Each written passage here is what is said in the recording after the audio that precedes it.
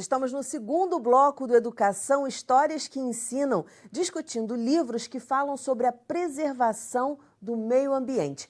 E o livro que a Aline estava falando, mostra de novo a capa para gente, de uma menina que é revoltada com lixo na Baía de Guanabara, e você sugere uma atividade para desenvolver sobre o livro, que é muito importante para fixar o conteúdo, para a criança realmente assimilar aquilo que ela vai ler e que ela já leu. E aí você começou a falar que vocês montaram um kit, volta um pouquinho e continua. Então, o livro ele foi apresentado, né, através de um personagem, junto com uma carta, que como se tivesse vindo das águas mesmo. Então já causou um mistério, assim, uma curiosidade nas crianças. Envolvimento, né? Isso. E aí a gente começou a desenrolar essa história, né?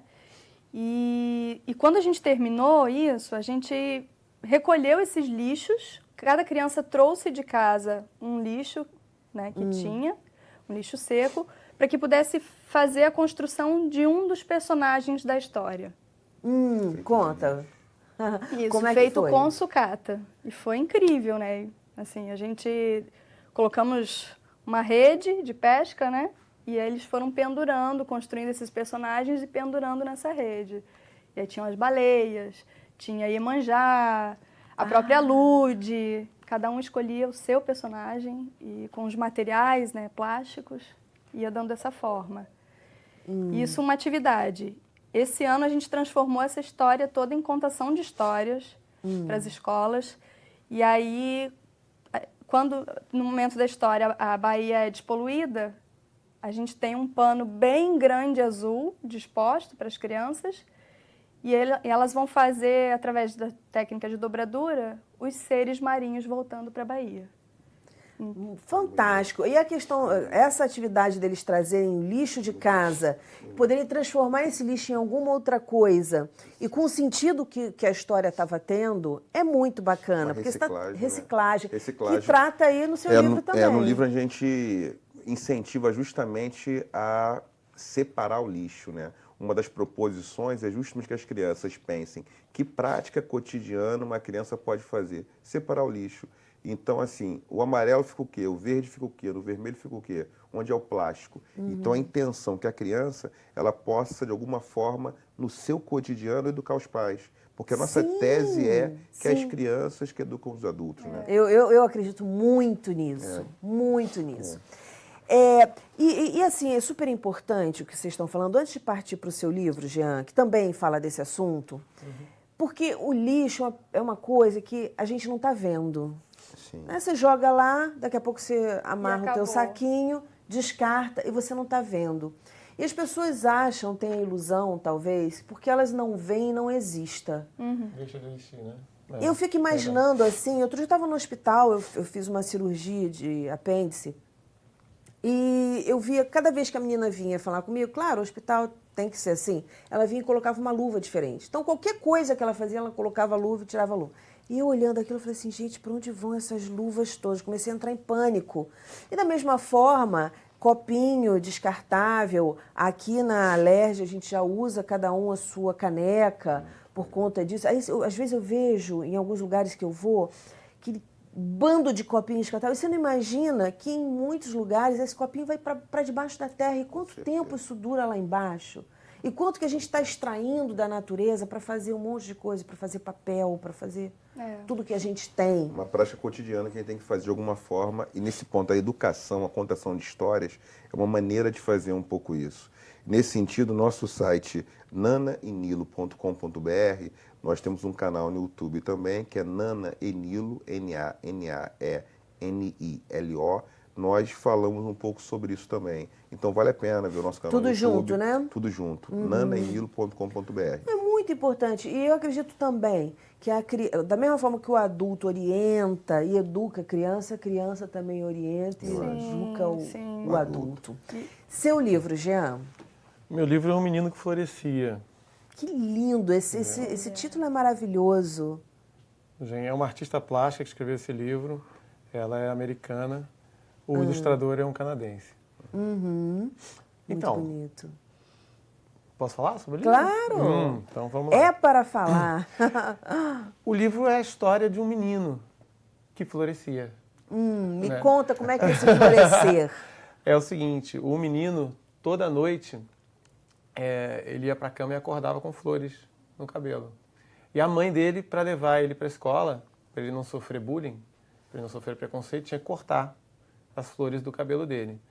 E ele ficava sempre lá no canto, né, relegado ao canto com vergonha lá no canto da sala, porque as crianças achavam ele esquisito, também por causa da família dele, que a família dele era cheia de pessoas esquisitas. O tio dele gostava muito de cobra, vivia enrolado pelas cobras, estava sempre rodeado pelas cobras. Os primos deles tinham aparências estranhas.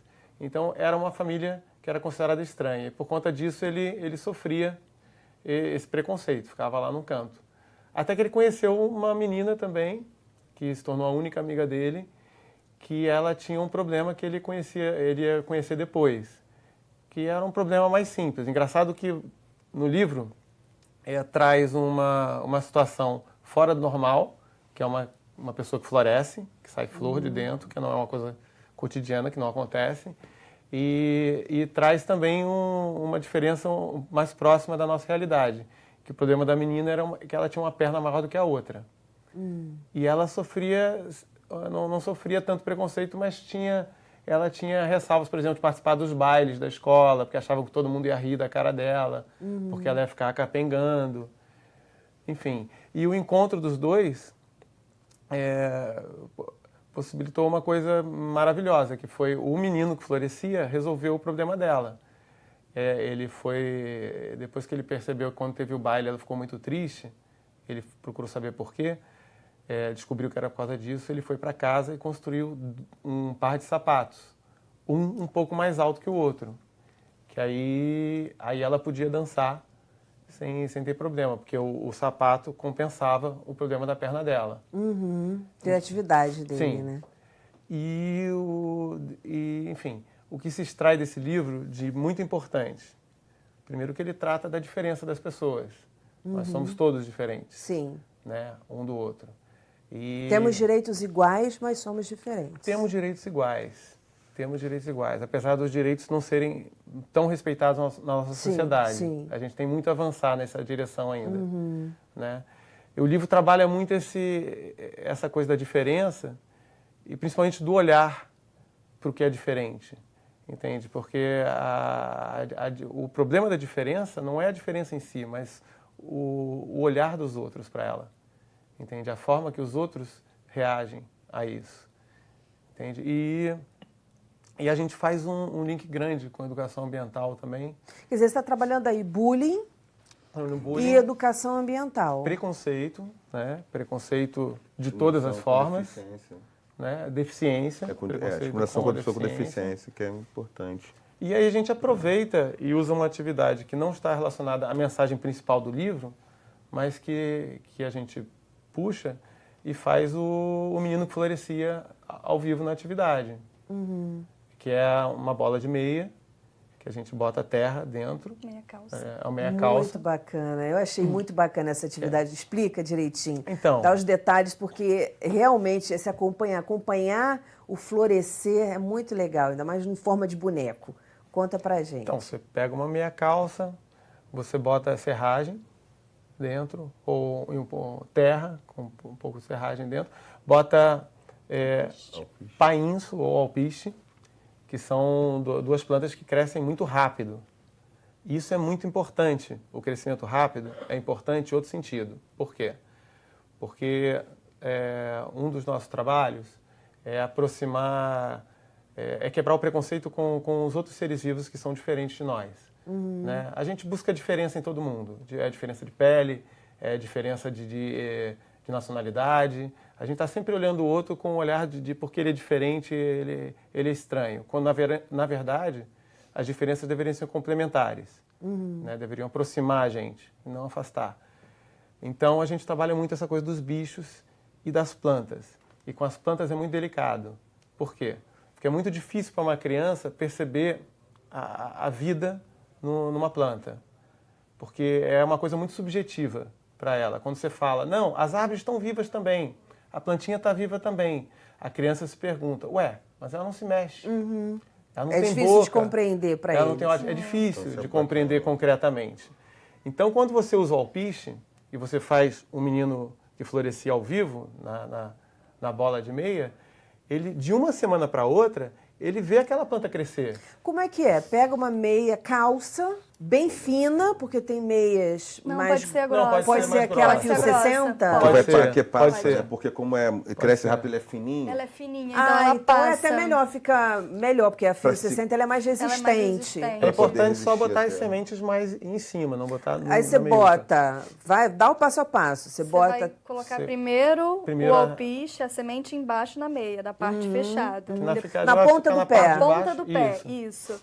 Depois você vai colocar a serragem ou a terra e vai dar Ah, uma pode ser massadinha. serragem Pode ser também. serragem. É que a serragem Pode fica ser mais serragem. leve, né? Mas se não tiver, Para a pode bola ser terra. ficar mais leve. Pode ser serragem com terra também, pode misturar os dois. Aí tá, aí pouca. bota a serragem E aí você até- dá um nó. Uma bola desse Dá um tamanho nó, assim. isso. corta, isso. Aí o rostinho você vai decorar com os materiais que você tiver, né? Fazer Isso, o você faz olho, o o nariz, nariz e orelha. Às vezes a gente vai puxando e prendendo com elástico ou com barbante. Ah, sabe? moldando, né? É, vai moldando, assim.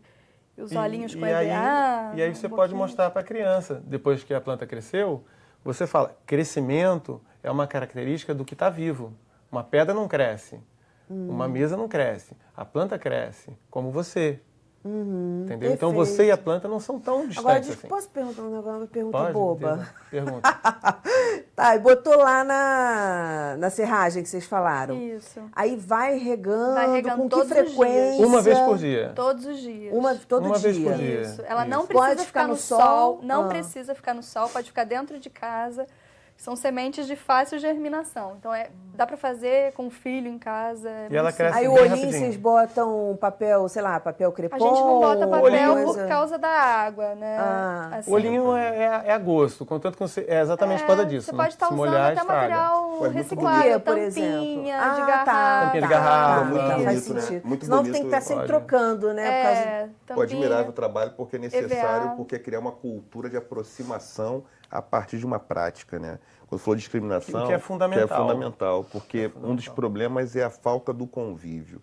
Então, talvez a prática de conhecer a vegetação, conhecer animais, conhecer bichos, isso faz com que a criança tenha, não seja, vamos dizer, não tenha especismo, né? Porque é uma tese, né? Isso, É romper o especismo, a discriminação contra outras espécies. Sim. Então, é uma prática que é bem interessante. Eu acho que a educação tem que caminhar cada vez mais nessa direção, na direção da vivência, da vida real. O que é vivenciado é muito mais absorvido, é muito mais compreendido e depois formador de consciência do que o que um professor está falando o tempo todo sem parar e você está parado ouvindo só. Acho que a tendência das escolas no futuro, né? As escolas têm feito isso, me parece, né? Eu trabalho no curso de pedagogia e com licenciaturas, que é uma escola que não seja só emparedada, uma escola que tenha também uma teoria brincante, né? Que as crianças possam, pela brincadeira, fazer o aprendizado. Porque a brincadeira é uma estratégia fundamental. Né? A brincadeira não é uma existem coisa... iniciativas assim já. Sempre, algumas. sempre. Tem Gente, muitíssimo obrigada pela participação de vocês no programa. Infelizmente, o nosso tempo já acabou. Começamos a esquentar agora o bate-papo. Parabéns e sucesso. Obrigada. O nosso programa fica por aqui. Na segunda-feira que vem, nós temos encontro marcado às 9 horas da noite. Educação, se você não se envolver, não rola. Dias felizes, paz do eu e até lá.